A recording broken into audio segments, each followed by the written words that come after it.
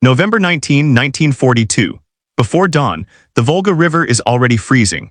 Snow drifts across a city that no longer looks like a city at all, only shattered brick, frozen corpses, and smoke trapped low to the ground. Somewhere beneath the rubble, tens of thousands of men are awake, shivering, hungry, and convinced the worst has already happened. They are wrong. By every known rule of warfare, what happens next should be impossible. By every calculation of logistics, command, and survival, this army should not even exist anymore. And yet, this is the moment history snaps shut. Inside Stalingrad, more than 250,000 German and Axis soldiers believe they are holding the line. They have fought for months, street by street, room by room, corpse by corpse. They have bled for every meter of ruined ground. They believe the enemy is finished. What they do not see, what they cannot see, is that the city is no longer the battlefield. It is the trap. At precisely this moment, far beyond the ruins, entire Soviet armies begin to move.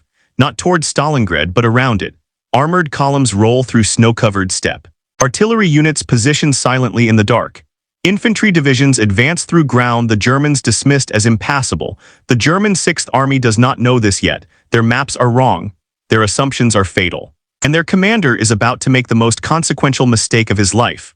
For weeks, the German high command believed victory was inevitable. Stalingrad, they said, was already broken. The Red Army was exhausted. Soviet losses were catastrophic. Resistance inside the city was fierce but surely unsustainable. Logic supported this belief. German forces controlled most of the city. They dominated the skies. They had superior tactical coordination. And the enemy had already sacrificed hundreds of thousands of men.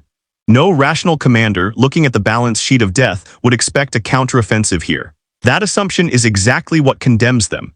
Because while the Germans are fixated on rubble and ruins, the Soviets are preparing something far more dangerous. An operation not designed to win ground, but to erase an army. The German 6th Army is overextended, exhausted, and dangerously exposed. Its flanks are not held by German units, but by Allied formations, Romanian, Hungarian, and Italian troops, poorly equipped, thinly spread, and lacking anti-tank weapons. They are guarding hundreds of kilometers of open terrain in sub-zero temperatures against an enemy they have been told is finished. They are not finished. They are waiting. At 7:20 a.m., the horizon erupts. Thousands of Soviet artillery guns open fire simultaneously. The bombardment is overwhelming, not precise but merciless. Romanian positions collapse almost instantly, defensive lines disintegrate, communications fail.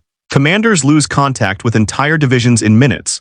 By midday, Soviet tanks are already pouring through the gaps. This is not a breakthrough. This is an execution in progress. Inside Stalingrad, the German soldiers feel nothing, yet. They hear distant thunder. They assume it is another localized attack, another desperate Soviet push that will burn itself out. No alarms sound, no evacuation orders are given, no retreat is considered. Retreat, after all, has already been forbidden. The order from above is absolute: hold Stalingrad at all costs. And so the 6th Army stays exactly where it is, while the Red Army closes the ring. From the north, Soviet forces drive south. From the south, Soviet forces drive north. Every hour, the distance between them shrinks. Every hour, escape becomes less plausible. By November 23, 1942, the encirclement is complete. At a small town called